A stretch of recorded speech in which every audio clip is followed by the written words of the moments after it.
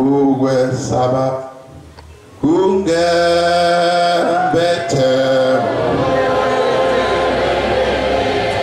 now kephanga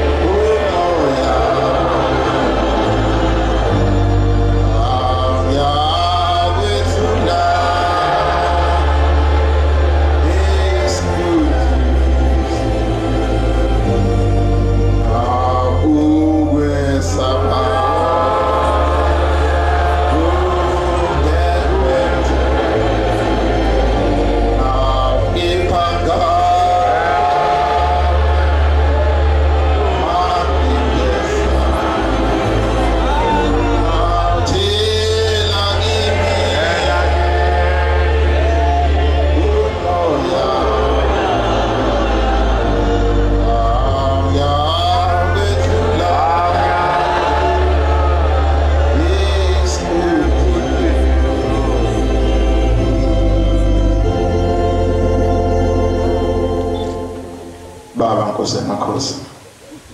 ngiyikhetha inkosi enkulu yasehleni bamaNazaretha ngikhetha inkosi yalapha ekhaya ebuhleni ila sikhona mhlambe inhliziyo yakho ayisho njalo kodwa mina yami yazi ukuthi ebuhleni ila ngiguqe khona izwi lamazwi lithi asikhulume ngenkosi yamakhosi uthingo lenkosazana inkosi yomusa noxolo nothando noma ke sekunzima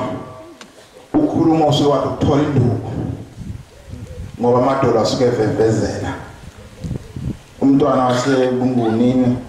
usithela induku ikakhulukazi thina amakhosi angathi noma kuzwelile kanti nangoJanuwari wathi kusintintinye umfundisi umlungwana wathi kusintinyela mbijana futhi unyaka lo ukuthi sithole imvimbi mhlambe khona singahambisi kahle khona ke emsebenzini uNkulunkulu athe asiwenze noma sibe iso lawo maNazaretha silibonile uthingo siphilile futhi ngothingo amen kakhulu zikhona ivunguvungu nemoya ebikhona nokwenza konke okubi kodwa uNkulunkulu wasicushisa nje phakathi kwayo yonke lonto saphila nje namhlanje sihlezi nonyazi siphila ngiyakhumbula ngo-1998 mina ngakhulela ebukhosini basemachunini enhlalakahle eMsinga ubaba wahamba ngemncane ngimbona ngabe sengithathwa ke ngayohlala ebukhosini ngawufunda ubukhosi yini ingakho ubukhosi ngibazi njengoba ngabufunda lapho ubukhosi businze khona wathi ngomunye unyaka 1998 ngoNovember kulo 23 oyenziwe lapho wapho inkosi yamachunu omkhulu nje ohlanganisa insizwa kwabe kusuke eGonesi wala eThekwini kubhekwe khona emzini wenkosi lapha ngensu 23 kuse ngakusasa kusetshenzwe emzini wenkosi lapha ufika abantu besizwe abangakholwa bezobuka umsebenzi kaNkulunkulu ushaya insizwa sezizinhle lapha ishumayela ivangeli ishumayeza abantu bakaNkulunkulu kwakunomvangeli lapha uMasuku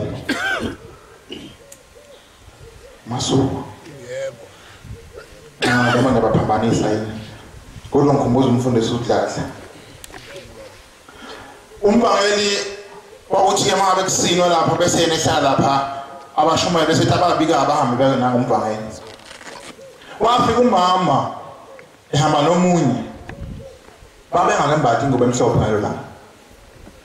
abo mama wasemachulini ngesibongo khona ukuthiwa kusenqunjana mazokwehlela ngaphansi ngakomfundisi uDladla ngale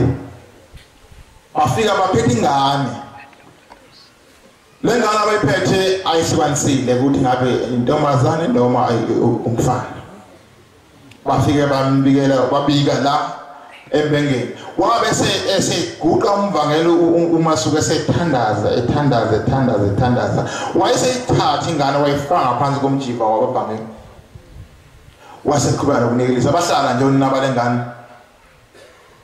kanti kwazi abantu ababili mabane wasebuyikhipha ngaphansi komjiva ngesikhathi eyikhipha yasiyaqhama ingane kanti sithi wathi sekungumfana wayengememezile linye igama wayememeza uThingo lenkosazana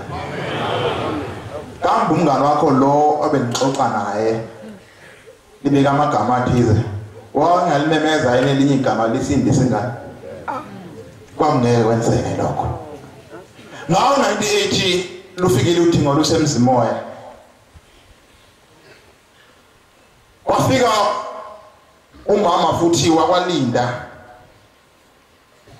uhamba nengane naye usenkosini inalesi simo esifana lesi esingesichazisa le mntwana amen ahambe afike enkosini ayibika ingane bathi bengafika nje edokodweni yayisihlukanisile ingane yayintombazana ikhona namhlanje ishaya ungida ayibonga inkosi uThingo lenkosazana la afika izweni lakithi liyohlaba isoyi lapho kwakhe khona umuzi wasenkumbulweni lalini izolo wayekhona umfundisi Khumalo ngiyakhumbula la khona lafika laphithiza la yaluza la yalela waqhamuka indoda thize yakwamsibi isibongo yayiphethe ikhandlela ekhulu ikhandlela le mayibuza ukuthi ikhandlela usaphi yathi izocela inkosini yamaNazaretha kuba ibe inkosi yathi ngakafiki komdala siyibika njengoba ikwenze ukuthi amakhosi aqala phambili kuze abefundisi bana basondela basethi babafundisi ashesheni umsebenzi kaNkulunkulu manje basindile phambili kanti usebonile ukuthi nasi isigebengu sifuna uzofuna into engakazifuna ubukhosi akufuna amaNazaretha siyanibuka nje usuke nombango le uzowulwela la esontweni ufuke nomuntu ntule uzomfaka ijazi awuseyinkosi bese kusuka inkulumo nezinhlamba lapha ezizothi ushemba wasebuhleni ubeka amakhosi mbumbulo ngenxa yemisebenzi yakho kungula ilanga amaNazaretha inkosi ikhona la epulpit ikhuluma nathi ithi awu sengiyanesaba sengathi kwaba ngithungelayo abanye usisiphika somjiva wami uthi khona ngezikunibona wenyuka ngenxa yethu ngenxa kwenza kwethu Nkosi Thingo lenkosazana sengathi ngokukhumbula ke nawo lwamuzi owubeka lapha ngoba uthanda ukuba nenyukunyukwana kodwa Nkosi ngoba umsebenzi wezandla zakho uwena wedwa Nkosi owaziyo ngawo uwena wedwa Nkosi ozoshayela konke okubi namabibi akhona phakathi kwalwamuzi wakheke kube nokuthula Nkosi yamakhosi usikhumbule nathi sibambelele njengoba inkosi yamachunu emdukuzweni ekhuluma ngendaba yangesonto awu eyiwe eManazaretha ingcapha okukhona kuthiwa ingcapha kwemamlethe ingcapha isele nawe labantu abakhuluma ngabo inkosi emdukuzweni asibeke enkulu kabi ingcapha njengebandla masingekukhulume lokho ngabe asithandi phela unyazi kufanele sitshelane ngoba mhlawumbe ungekho ukubhala imisebenzi ingophamlando esiyibona yenzeka la ngesonto ingcapha esele nathi usho thina sithi 100% unyazi thina si 100% inonyazi wena kuzosibuza le ngophamlando maNazaretha amakhosi asenjungulu ibinhle bimnandi jabulisa ifikisela nosizi mawuthi ayibuthi ngisaphila kwenzakalana kodwa akukhona kunjalo ibinesefo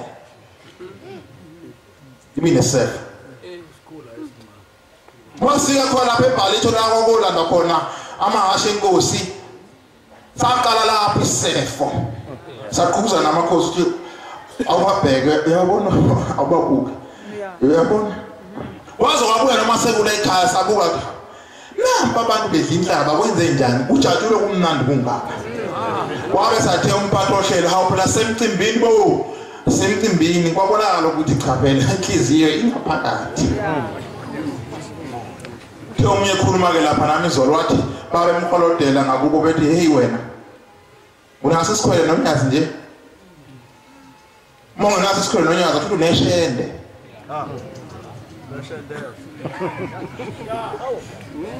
wena unalishendela yini owenze ebhalipho sijabule sasifisa thina ngokwethu bangabe siphuma zonke lisali garage li-empty ngoba sinothando nento ezinto esithandela unyazi kodwa wena uthi benzani kwenziwani yini into enziwa kwenziwani ingoma phela unaso isikhwele noma vele unandaba awuneyakho indoda enganesi phela hamba kuyo-ke amasango avuliwe hamba nje khona lapho nishane iy'moto zethu nihlezi khona nithi 100% onyazi la ngaphakathi nishaya ngamatshe manje sishawa ngamatshe iy'moto zethu inkosi yamakhosi hawu uNkulunkulu omkhulu wasephameni hayi amaphekula awafuni uqebuka lapha ekhaya kodwa hlaleli awafuni inkosi yamakhosi kodwa siyacela ukuthi ngolenkosazana ukuba lusixebulele lo wona kawasemile iy'mpande akwazi uze emzini kaNkulunkulu uzodumisa uNkulunkulu ufike udumane ngaphakathi ngenxa yomuntu ongaphakathi ongekho la ekhaya ngenhliziyo ngoba unaso isikhwele hamba kumnyeni wakho komthandayo nikhona phela ishende lakho hamba kilo thina sisale nomnyeni wethu esimthanda ubusuku nemini amen thina siyofela lapha ekhaya lokunyukala kwakho nje ubiphile uhambe ngizogcwelisa ukuthi na ujala ukubipha nobuso wakho bugcina sebonakala ubiphela nezinto ezinhle njengoba kukhuleka ngedabutabu nje uma ngakuthiwa luthunyazi manje ababanye ake sikhuthuzwe yini ngavela manje kumanje akunyazi asiqale ngapha enhlathi uthi konke engaphuma kuwe lube akuyiwe ngapha kujamengweni ofele emntwini ngabe banemali lapho ofele emntwini emapheleni amaphanele ethize ukhona lapho ofele emntwini makhosikazi imali awukuhle uma kuyimali ngoba imali uzamemeza umvangeli imisebenzi yasezulwini bese uyiqongqothela lapha kuhle makunjalo siyabonga amaNazaretha sicela uNkulunkulu asekuphameni uthole nkosazana usikhumbulo lapho lukhona lumeme namakhosi ugcwale la uzehlehlisa abafundisi sibasele emva amakhosi akhona emhlabeni munye uNkulunkulu owabeka isandla ekhanda unyazi lwezulu kuphela hayi ishende lakho hayi ishende lakho ishende lakho lobeka uphumo angazi kwaphela inkosi ngesizwe ukuthi ke iyobi lelo shende lakho ke leyo nkosi loyibhabhadisela kuphi noma emkhathini noma phezu kwehlahla yini Nkosi yamakhosi ngiyabonga xolise lapho ngalokhona umsebenzi wakho senziwa ukuthanda baba siyohlezi kuthanda ngaso kwesikhathi okubi nokunjani esobe sikubona singamakhosi siyomelana nakho siyazibophezela Nkosi yamakhosi ukuba siyakusebenzela ngeqiniso ukuze nalawo uhamba khona libatshazwe igama lakho ngenxa ukuba sisebenza kahle ngemva kwakho Nkosi yamakhosi inkosi kusisene kuzwini